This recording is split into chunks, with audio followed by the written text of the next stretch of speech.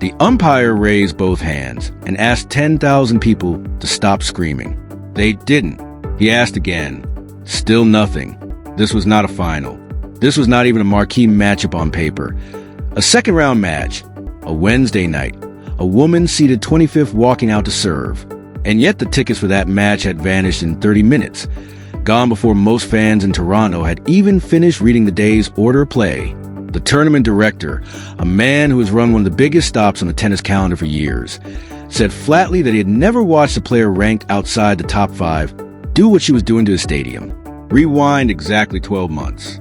Same city, same tournament, and Alex Eala was ranked 65th in the world, playing her first-round match to a half-empty court and losing it. No flags, no waiting list, no noise, and an entire recorded history of the WTA Tour. Going back to 1970, a nation of 115 million people had never once produced a champion.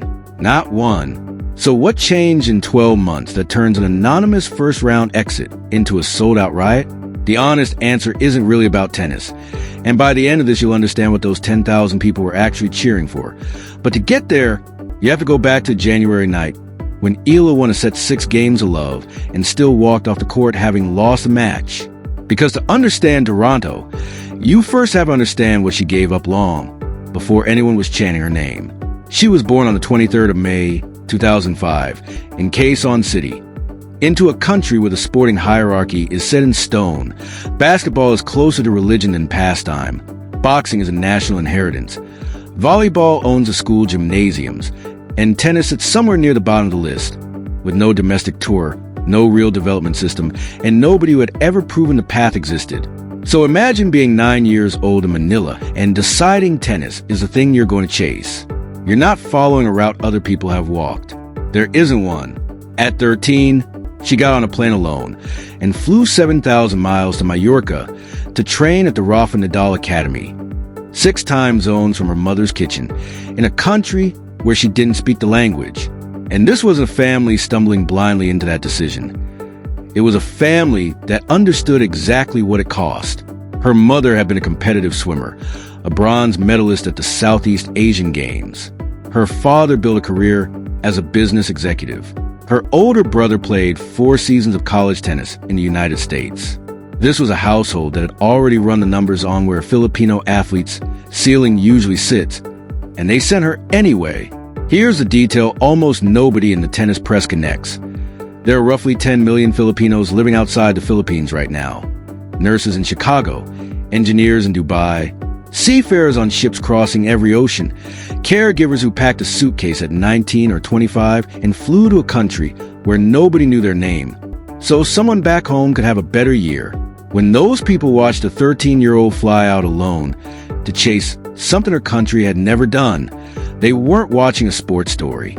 They were watching their own lives with a tennis racket dropped into them. That's the current running underneath every flag that shows up in the stadium. It was never really about forehands. For years, though, that sacrifice looked like it might not be enough, because talent was never the issue. She was beating top 10 players and making headlines before she'd won anything that actually counted. And fame arriving before results is one of the most dangerous positions in professional sport. The expectations get set at the ceiling while the career is still trying to climb toward it.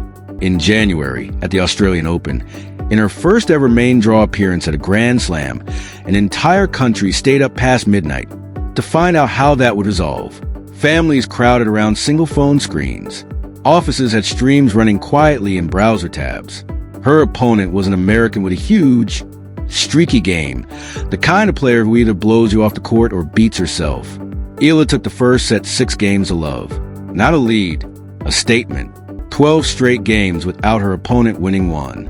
And then it came apart. 6-3, 6-2, the other way. Match over, first round, flight home. She had won 12 consecutive games and then lost 15 of the next 21. Not against a top 10 player. Against herself in a sense, with the finish line already in sight. 2 months later at Indian Wells, a 6-2, 6-love loss to a Czech player almost exactly her age. In June, on the grass in Berlin, she fought her way to the semifinals, and the same Czech opponent beat her again in straight sets. 2 meetings in one season, 2 routes. Dig into the full career numbers against Czech opponents specifically, and it gets uglier still. 1 win against 13 losses. The single victory coming in a lower-tier final most people never saw. So here's the question that started following her everywhere, and it's worth holding on to because it comes back later. How do you keep believing you belong at the top of the sport when you keep proving you can hang with anyone and still can't finish the job? That spring in Miami, she'd already run to the semifinals of a major hardcore event completely out of nowhere and become a national story overnight. Brands circling, her face suddenly everywhere back home. And that's exactly when a specific phrase started attaching itself to her coverage. Flash in the pan. Wins over ranked opponents. Plenty. Career singles titles. 0. Not 1. And it wasn't just her ledger sitting empty. It was the entire country's. Every time she got close, she wasn't only carrying her own career up the mountain. She was carrying 115 million people who had never once gotten to see this happen for anyone. That's not pressure. That's debt. If you told a room full of tennis analysts in early summer that within 8 weeks the same player will be selling out a 10,000-seat stadium as a champion, you have gotten polite, disbelieving silence. 6 months after that midnight collapse in Melbourne, she walked out onto center court at Wimbledon to face the defending champion, a former world number 1, one of the great frontrunners in the sport, someone who does not hand back a set once she owns it. Eala had never been past the second round of a major in her career. She'd never even seen a court like this one up close. The first set simply would not end. Both players held serve deep into a tiebreak that kept refusing to resolve. Set point saved, then another, past 7 points, past 8, past 9. 2 players hitting to the kind of nerves most people never experience once in a lifetime. It finally closed 11 points to 9, a scoreline that only happens when neither competitor will let go first. And it went to the 21-year-old, who was supposed to be overwhelmed. She took the second set 6-2. The defending Wimbledon champion was out, and Alex Eala had become the first player from the Philippines to reach the 4th round of Grand Slam, on the biggest court in the sport, with the entire tennis world suddenly paying attention at once. Now here's where the story actually turns, because if you think the headline is "She beat a champion," you're missing the real discovery underneath it. She had beaten great players before, an Olympic gold medalist, multiple top 10 opponents across the previous year. Beating good players was never the missing piece. For 3 years, a lot of very smart people in tennis have been describing her the same way. Talented but streaky, brilliant for a set, fading after that. That description was wrong. It was never about consistency. It was about closing. Look at the pattern laid end-to-end. Melbourne, a set 1-6 love and then lost. Berlin, a semifinal reached and then shut down. The collapses never happened at the start. They happened after she got in front, after the finish line came into view. Picture a runner who leads a race for most of the distance and gets caught on the final turn. You wouldn't say that runner lacks speed. She has more speed than the people passing her. What she hasn't learned yet is how to run, while knowing she's about to win. And that is an entirely different skill from the one that shows up in a highlight reel. So what actually shifted on that grass court wasn't a technical adjustment to her forehand. It was that she took a lead into a tiebreak against a champion. Felt the entire match tightening around her exactly the way it had tightened and broken before. And this time she didn't let go. Then she came out for the second set and extended the lead instead of protecting it, winning 6-2. Afterward, in her on-court interview, she thanked the crowd specifically, telling them the atmosphere they'd given her had been part of the win. That single sentence is easy to scroll past. Don't. That was the first moment the noise stopped being a weight on her shoulders and became something she could actually use. And if the theory holds that the real breakthrough is learning to finish, not learning to play better, then everything that happened next shouldn't look like more isolated upsets. It should look like something structurally different. It does. And the evidence borders on absurd. In Washington the following week, she opened by beating an Olympic gold medalist, then the tournament's defending champion, then the second seed by the exact same scoreline she lost by in Berlin months earlier, then a 4-time Grand Slam winner in the semifinal. For matches, for decorated names. Not a good week, a demolition of an entire side of the draw. Then the final, against the world number 3, the top seed in the tournament. Eala dropped the first set 6-4. Rain suspended play with her opponent still holding the advantage in the second, pushing the match to Monday, meaning she had to sit alone overnight with the biggest match of her career half lost, and 115 million people still weigh on a trophy that had never once existed in this sport's history for anyone from her country. That is precisely the situation that used to break her. She came back Monday and won the final 2 sets 6-4 and 6-love, closing the match by winning 6 straight games in a row. First WTA singles title of her career. First WTA Tour title by any Filipino player, man or woman, in the history of the sport. She called an incredible milestone, and even that undersold it. That is not the profile of a player who lacks consistency. That's a player who has learned to close, tested under the worst conditions the schedule could throw at her, and passed. Then came the second piece of evidence, and it's the one that Toronto's tiebreak with the umpire's microphone was really about demand. Tickets for the Washington final sold out within an hour of her reaching it. 2 days later, she landed in Toronto, walked straight into a press conference, still processing the emotions of the previous 24 hours. And by the time organizers announced her Wednesday night match on center court, the tickets were gone in half an hour.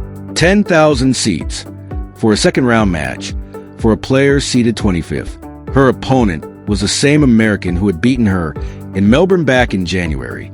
This time, Eala won in 3 sets, breaking twice in a fast opening set, dropping the second when her level briefly slipped, then resetting to close out the third by winning the last 4 games in a row. 6 consecutive match wins across 2 countries, and the first main draw win by any Filipino player in that tournament's history. Filipino flags filled the stands. The umpire kept asking for quiet in what one reporter on site simply called a party atmosphere. And the first thing Eala did when the match ended was turn to the crowd, speak to them in Tagalog, and ask them to raise their flags so she could actually see how many of them had come. She told them she was grateful, that she'd flown in straight from a title in Washington, that this felt like a continuation of a celebration rather than a separate night. Here's the sentence almost no broadcaster has said out loud yet, and it's the actual center of this entire story. That crowd is not a side effect of her rise. It's an accelerant. Think about what selling out a stadium in 30 minutes does to a tournament's own scheduling.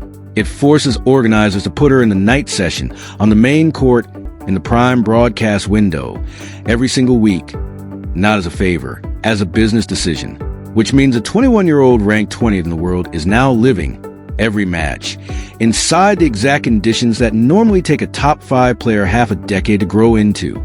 Full stadium, cameras on every angle, nowhere to hide. And remember what her one real weakness actually was: not talent, not shot making, but the exact moment a win comes into view and the pressure lands on the shoulders. Her own fans are now feeding her that pressure, full volume, every single week, whether they know it or not. The crowd isn't just cheering for her anymore. The crowd is training her, which loops all the way back to an umpire in Toronto asking 10,000 people to be quiet, because what he was actually up against was never noise for its own sake. It was the first time in the history of this sport that a Filipino tennis player had that many people to be loud for. Nobody built that audience for her. She unlocked something that was already there, scattered across a diaspora of 10 million people in cities that had simply never had a reason to show up together before. No marketing department on earth can manufacture that kind of instant recognition. It has to already exist. And it already existed in Toronto, in Chicago, in Dubai, in Sydney, waiting. What comes next moves fast enough that it's worth sitting with for a second. She plays an unseeded American next, a player who just delivered the tournament's biggest upset by eliminating the reigning Wimbledon runner-up from a set down. The two of them have never played each other. Win that, and Eala reaches the 4th round of a top-tier event for the first time in her career, with a path that opens toward two of the sport's biggest names further down the draw. In between, she's playing doubles alongside one of the most famous players to ever hold a racket, a sentence that still doesn't fully make sense next to her name. And 3 weeks after that comes New York, the loudest crowd in tennis, in a city that holds one of the largest Filipino communities anywhere in North America, carried by a player who has just spent a month proving, under the worst possible circumstances, that she no longer lets a lead slip through her hands. Nobody knows exactly what happens when that particular crowd meets that particular version of her. But after Toronto, after Washington, after a tiebreak that took 11 points to settle, and a final that came back from a rain delay and a set down. There's really only one honest way to end this. The umpire is going to need a much bigger microphone.